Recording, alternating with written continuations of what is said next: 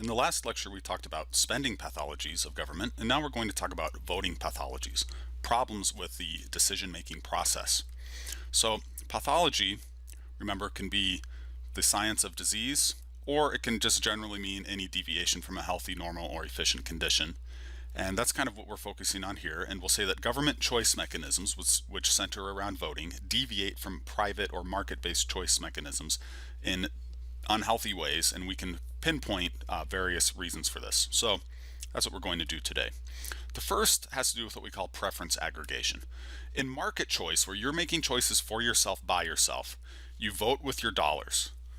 And each dollar you spend brings incremental satisfaction for your particular wants. That is, you get something for it. You never spend a dollar and don't get anything for it. There's a nearly infinite array of consumption bundles you can choose. No two people go into the grocery store and walk out with the same basket of goods. And then every vote counts equally and fully. You never bring an item to the register and they tell you, oh, sorry, that's not what the public chose, right? If you want it and you have the money, you get it. So you get exactly what you want within your budget constraint. Political choice, on the other hand, which is collective and aggregated, usually through voting, has a rule of one man, one vote. That generally holds, assuming there's no fraud. There are some cases in which people can vote multiple times illegally. But voting is categorical, which means all or nothing choice between candidates or platforms. And that is assuming that candidates can credibly commit to policy positions. Of course, politicians are infamous for saying one thing and doing another. You can't unbundle prepackaged options. You get all or nothing choice of what one candidate or one political party represents. Whereas in markets, you can pick a little bit from column A and a little bit from column B, so to speak. Your choice is limited, moreover, to a handful of options due to the logistics of voting. Right? You can only put a few names on a ballot. You can't put hundreds of choices on there like you can in the shelves of a grocery store. Does every vote count? Well, in one sense, yes, but to what extent does each vote count? Think about the number of voters, and each voter's influence is going to be diluted by adding extra voters. I call this the 1 over n phenomenon, is that n, the number of voters, gets higher and higher and higher. Each vote has less and less and less weight in the overall election. So you get what a plurality of voters want. Doesn't even have to be a majority. In our system, if there's more than 2 candidates, it's the person with the highest vote total, and that could often be under 50%. Few people, if any, get exactly what they want individually, and therefore median voters rule. So one of the most important concepts in public choice economics for understanding this process of collective decision making is called the median voter theorem. And I want to illustrate this in a way that probably most of us can understand by asking this question: why does mainstream top 40 FM radio suck? You know, it's pretty bland. No, I don't know many people who listen to that as their most favorite entertainment. It's just kind of maybe something you kind of turn on in the background. Well, the problem here with top 40 radio is the same as with political decision making. They have to put out what kind of the average person wants. They can't cater to a particular niche, because if they cater to a niche, they're going to lose the middle of the audience. So you may have noticed on radio they play the same list of songs over and over and over again, and you probably want some more variety and you want something new and different. And so fortunately today we can go to other entertainment outlets other than FM and get a very customized experience. Still can't do that with politics because, as they say, we're all in it together when it comes to the political system. So here's a formal definition of the median voter theorem.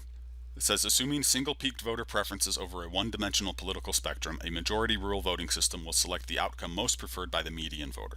So what the heck does that mean? Well, it means voters with views and preferences in the middle of the issues are going to be decisive. Okay, now let's think about this graphically. We're looking at a spectrum of issues from left to right. It's usually a pretty reasonable way to think about political divides in the United States. And you've got a very small number of people out here to the extreme left and a very small number of people out here to the extreme right. Most people are somewhere in the middle, what we might call the moderates. So here's the person right here who's right in the middle on whatever issue that we're looking at, you know, taxes, foreign policy, what have you. Candidates realize that the closer they move to the middle, they're probably likely to get all the people to their left or right, but they can pick up more people, and the bulk of voters lie in the middle of this distribution. So who's going to win this election, candidate A or candidate B? Well, candidate A is going to have all the people to his or her left, and then probably quite a few of the people to the right, at least especially up here towards the middle of the spectrum, because candidate A is much closer to that middle on these issues than candidate B is. Okay, so candidate A is going to win this election decisively. Candidate B, therefore, has incentives to say, well, why don't I move a little bit closer to the middle? I'll probably maintain all these people on the right, but I can pick up some more people to the middle. Well, as you can imagine, the logical end of this process is that both candidates move closer and closer and closer to the middle. And then they wind up being just kind of bland representations of what they think the average person wants.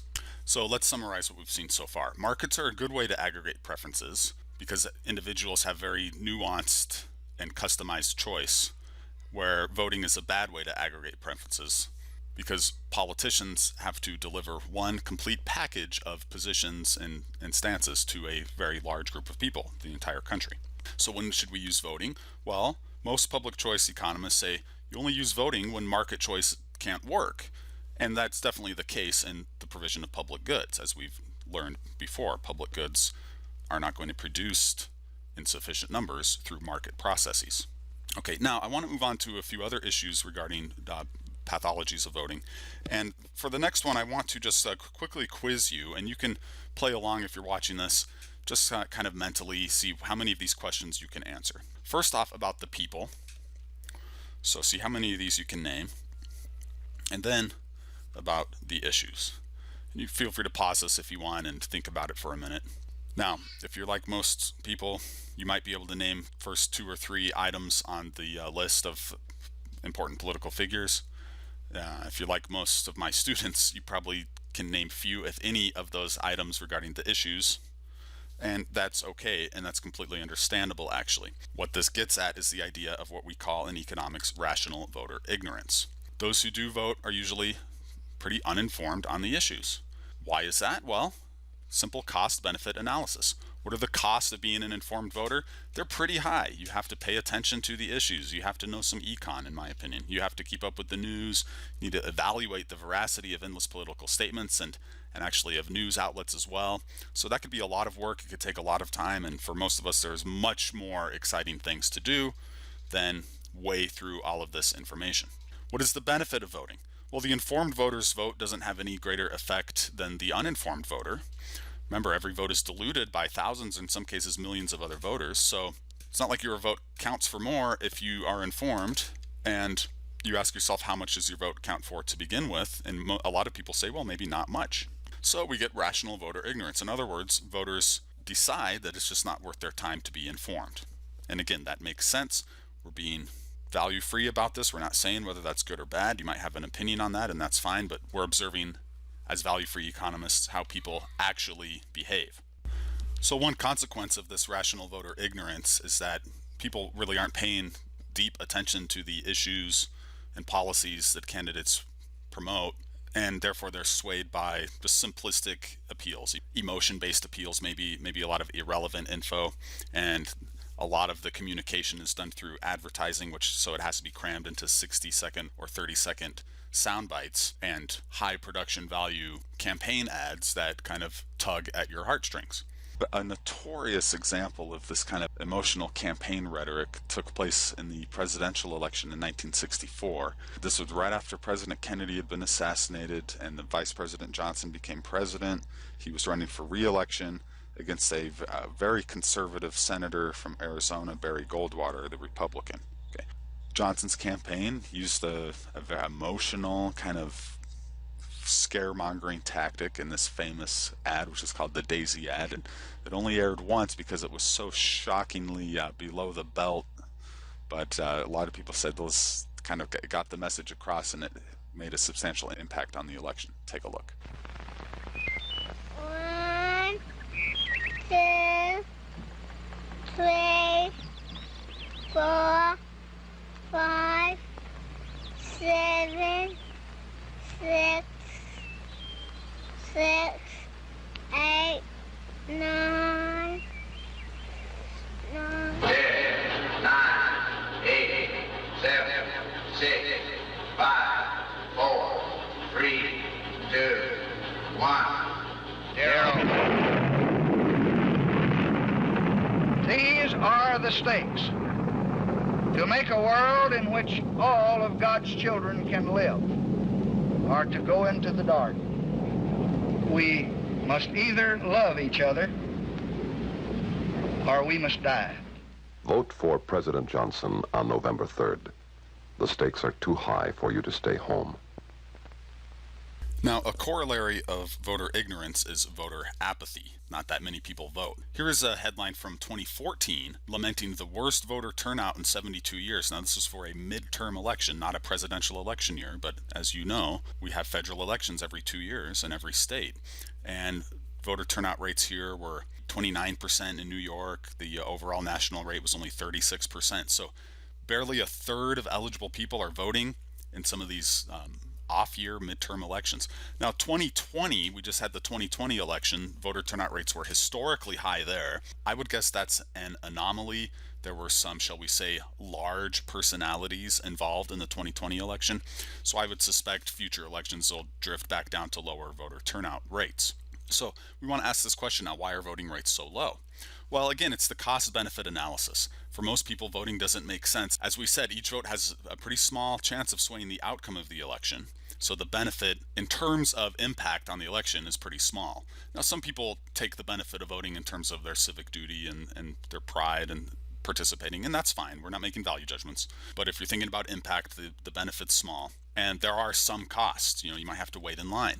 You have to miss some work. You have to travel down to the polling place, so on and so forth. A really good explanation of this phenomenon is provided by one of the all-time great public choice economists, Gordon Tullock, and he was featured in a short video produced during the 2008 election. Let's take a look. I should begin by making a confession. I don't vote. People think they should vote because they've been told that in school, and there's a large volume of propaganda at any given point in time. A great many of them are under delusions as to the importance of their vote. They think that their vote makes a lot of difference, but as a matter of fact, it doesn't. Bummer. Every election we hear the same thing. Your vote counts. You can change the future. It's usually said that it's more likely you'll be killed on the way to the driving to the polling booth than that your vote will change the outcome. So, obviously, while Gordon Tullock sits at home avoiding car crashes during national elections, 115 million other Americans choose to do the opposite and cast their ballots. Gordon Tullock's the kind of guy who doesn't do things just out of a whim. So why does he do this? Why does he not vote? Tullock's argument for not voting relies on a type of mathematics called division, and it works like this. Let's say I go to the supermarket with two buddies and buy some frozen pizza. We decide to vote on what kind of pizza to get. Using division, you can see that I hold 1/3 of the voting power. That's huge. My vote has a big impact on the final decision. In fact, in a split decision, I'm the swing voter. My vote determines the outcome. However, if this supermarket worked like an election, things would be different and a whole lot more crowded. Now it's not just the three of us deciding on frozen pizza, it's us and everyone else in our state. That's thousands, maybe even millions of people all deciding on pizza. Let's divide again. In this scenario, we see that my vote is basically insignificant. The reason I don't vote is because I know that there's no likelihood my vote will affect the outcome because there's so many people voting. Well, you might say that we're not purchasing pizza, we're picking a president, and that's way more important. While it's entirely rational to not vote because of division, maybe that's not how people decide whether or not to vote. I think a great many voters just like voting, and that, of course, is the benefit, if they feel that way. As it happens, I don't. We don't just like voting. Aren't we upholding democracy? Aren't we exercising a right that people have fought and died for? Aren't we doing something for the greater good? Besides, if everyone thought like Tullock and no one voted, we wouldn't have a democracy. But suppose nobody voted, and I respond by saying if nobody else voted, I would vote, because I'd be all by myself picking. And the fewer other people vote, the more likely I am to vote. Really, if everyone thought like Tullock, then they would only vote when almost nobody is voting, which means that if nobody's voting, then everyone would think that it's the time to vote. So they would go out and vote, and then there would be too many people voting. So let's recap what we've seen so far. Voting is a terrible method to aggregate preferences, especially for large groups, like, say, over 300 million people. Most voters are woefully uninformed on the issues. We call that rational ignorance. And then relatively few people vote. We also refer to that as rational non-voting. The reason it's rational is because people make a decision based on weighing the costs and benefits. Can it get any worse than this? The answer is yes, and maybe my favorite aspect of voting pathologies, favorite in a macabre kind of way, is the final thing we'll talk about here, which is interest group politics. So I want to introduce interest group politics with this saying, OPV, old people vote. And this is well documented. Old people vote at proportionally much higher rates than young people. And they're also much more politically involved in general. They contribute, they campaign, and so on. A quick summary of some data on this. Here is a 2008 election, which you might remember was a presidential election. Former President Barack Obama was a very popular candidate that year, and he was able to draw a lot of turnout even from younger people who typically vote at very low rates. So I want you to notice that the 18 to 24-year-old group here, which might be a lot of you in my Econ 201 classes, in an off-year election here in 2010, only voted at about 20%.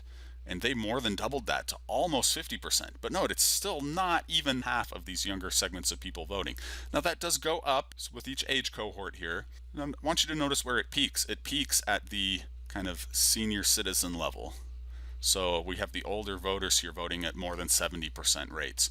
That's true in both presidential election years and off-year midterm election years.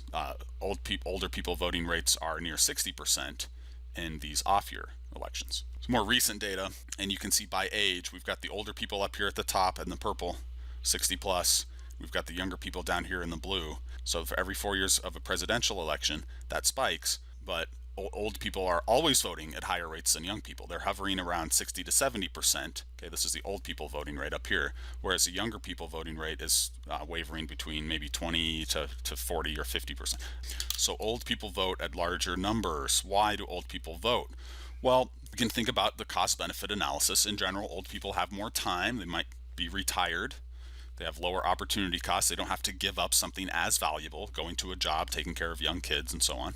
And importantly, they have a much greater stake in the outcome because old people are, in general, much more dependent on government programs. Social Security and Medicare, for example, are old people programs. And together, they compose around 37% of total federal government spending. If you aggregate government spending for old people, it is the largest element of federal spending by far. So, of course, old people care about U.S. government policy more than younger people. So they constitute what we call in economics a special interest group. Special interest group is people with a strong personal interest in some particular government policy or program. And often this involves government money for them or some other kind of economic benefits. So this group of people has stronger incentives to vote and vote their interest, maintaining their favored government programs, and to donate, campaign, etc. So they're much more politically involved. Here's some examples. You see old people rallying for expanding Medicare, for protecting Social Security, and they have a lobbying organization. It's called the AARP, American Association of Retired Persons, which is primarily an organization that lobbies the government on behalf of old people to maintain and protect those old people spending programs, Medicare and Social Security. So let's talk about interest group politics now, and I want to introduce the dynamics of interest groups by walking you through a thought experiment. If you could magically steal 1 cent, 1 penny from everyone in the United States, that's over 300 million people, would you? Nobody's going to notice a missing penny. Come on, do it. You'd have over $3 million. 1 cent per person times the US population. The cost to society would be that same $3 million plus, but it would be spread out over 300 million people, and therefore it'd be barely noticeable. So what's going on here? You would get a large individual benefit, and the cost would be a small individual cost spread over a very large group of people. In economics, we refer to this kind of system as concentrated benefits and dispersed costs. Now keep that term in mind because that's going to drive our thinking on interest groups. Now, how can you do something like this legally? Well, get a government program to collect some money from taxpayers, which is a very large group of people, and then dole the money out to you as a member of a small interest group that benefits largely on an individual basis from a particular government program. If you remember back to my lectures on free trade and international trade and specialization, the sugar lobby that lobbies for protection from foreign sugar imports would be a very prime example of exactly this kind of logic at work. The sugar lobby is a special interest group. They get large individual benefits for the very small number of people in the U.S. sugar industry by protecting themselves from sugar imports, which would give the rest of us in the country a much lower cost of sugar. So the penny example represents an extreme version of a powerful political generality. Political processes benefit the few at the expense of the many, often at a net loss to society. We call this, again, concentrated benefits, dispersed costs. Some get a lot, members of the interest group. Many pay a little, the tax-paying public.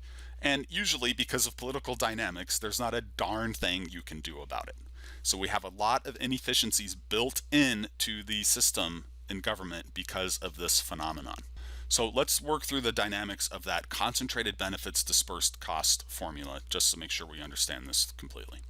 Interest group members get large individual benefits from a government program or government spending. Interest group members therefore have strong incentives to be informed at least on the issues that matter to them regarding those government programs or policies where they benefit. So they are going to have higher propensities to vote, donate, lobby, campaign, etc. Tax-paying public, on the other hand, pays small individual costs for each program. Oftentimes, they're not even aware of these programs, and therefore they have weak individual incentives to be informed on any issue, to vote, campaign, donate, etc. Now, let me give you a couple more examples. I just mentioned the sugar quotas and tariffs. We could broaden that out to farm subsidies in general. I'm fairly knowledgeable about farm subsidies. I'm kind of rounding off the numbers here for what's been an average over the last 10 years or so. There's about 1.5 million individual recipients. That number goes up and down on an annual basis with circumstances. And the top 100,000 people are easily getting more than hundred thousands of dollars per year. And if you look at the top 10,000 people, you're talking about millions and millions of dollars doled out by the federal government to certain farmers on an individual basis. The average cost, if we have 100 million taxpayers, we have more than that, but I'm just using a round number here to make the math easy, is $150. You pay $100 in taxes, farmers get $10,000, $100,000, in some cases $1 million in farm subsidies. Steel tariffs were enacted by President Bush in the early 2000s, and then again by President Trump in the late teens. Now, this is the President Bush example. They protected about 200,000 steel mill jobs, but they imposed higher costs for steel on over 3 million people in factories that need steel as an input in their production. That's a net loss to the economy. Medicare. Old people vote to protect Medicare. About 50 million recipients. They get on average about $10,000 each. And if we had 144 million taxpayers, which is based on the data from a few years ago, that would average out to $3,500 per taxpayer. And as you probably know, all taxpayers pay for Medicare via the Medicare payroll tax. Now here's an example of farm subsidies. That's an older picture of my dad and my son there on his ranch in Colorado. He was a cattle rancher, and he produces Black Angus beef. There's a useful public service provided by an organization called the Environmental Working Group, where they collect the data on the subsidies the government hands out to farmers, and they publish it online on a website. It's called the Farm Subsidy Database. And you can go in and punch in names of people here. So if you know any farmers, you can have some fun and seeing how much money they get from the federal government. So I punched in the name of my dad, Leslie Watts. His domicile is Pueblo, Colorado, but his farm is in Kiowa County out in the High Plains. And you can see his subsidy total from 1999 on is $160,000, about $161,000. Now, two things to note here. That's only a portion of the actual subsidies he gets, because the Farm Subsidy Database is only able to track the direct cash payments. It doesn't include other forms of subsidies, the largest of which would be subsidized crop insurance, that basically, if you know how to work the system right, guarantees your farm against a loss. So it's a pretty sweet system, and it's heavily subsidized by the federal government. So the real number would be something larger than this. Okay, so he gets $160,000 over a period of probably 10 or 12 years. That's a pretty tidy amount, and that's a pretty nice benefit for him on an individual basis. Just for purposes of comparison, I'll look at the top recipients in the state of Colorado overall. And this is just now note for 2020. And you can see that there's one farm here that just for the year 2020 is getting more than $1 million. There's several other farm operations here getting well into the hundreds of thousands of dollars in different forms of crop subsidies. And again, that's just for 2020. So concentrated benefits, large individual benefits from farm subsidies, dispersed costs. These are paid for by the general taxpayer. There's 150 plus million of us paying for these. So we see a small number of dollars get taken away by the government in programs we probably don't even know about and they get funneled over to a very organized interest group. And if you don't think the farmers are an interest group, they are. They have a lobbying organization. They have several lobbying organizations, and they are very proficient about pressuring the government, the Congress of the United States, towards maintaining and increasing the flow of government funds to their members. So there's my dad, and he would tell you himself he's just a very, very small player amongst the overall farm subsidy universe. Now, he would also tell you that he doesn't need farm subsidies to be a farmer, or a rancher in his case. And the reason why, we know, is because food is not a public good. The food industry could exist just fine under a competitive market system. The problem with that is that it's a very volatile system, and competition and the vagaries and of price changes would cause a lot of those businesses to fail, and it would cause a lot of consolidation and a lot of economic turmoil. So farmers have been able to successfully lobby for protection from the vicissitudes of that market system. But I would contend that, based on the fact that this is not a public good, and what we've talked about regarding the economics of government, there's not a really good economic justification for programs like giving my dad $160,000 to help him run his ranch. All right, so as I like to ask in class, is this a public good? No, it's not. Beef is excludable and rival completely. Why is he getting money from the government? Are you outraged? I am. He is, actually. He doesn't think it's right. He participates in the programs because if he doesn't, he's at a huge cost disadvantage to all the other ranchers and farmers in the country who are going to participate in that government program. But I'll go back to being a value-free economist just momentarily. Whether you think it's right or wrong for the government to give money to people like my dad to help him run their private goods producing businesses, it does lead to a lot of waste and inefficiency within the government due to the problems we talked about last time, other people's money and how government spending differs from private spending. Let's wrap up our thoughts on voting pathologies and the economics of government in general. Voting, possibly overrated due to challenges regarding preference aggregation and the fact that any voting system can be gamed by interest groups that have a disproportionate stake in the process. Economics suggests, remember, that for maximum efficiency and preference attainment, we want to use markets whenever possible. We want to minimize vote-based choices with all their attendant problems and inefficiencies. Even when voting is optimal, as it is in provision of public goods, because we have to have government providing public goods, and we do prefer a governmental system based on some kind of democratic input, there actually are better mechanisms than simple majority rule, but they haven't attained a lot of popularity yet due to their complexity. And then finally, interest group politics takes advantage of the built-in flaws of the democratic process to inefficiently redistribute wealth to politically powerful groups. And that's especially true when the government goes beyond its minimal public goods functions, as we discussed previously.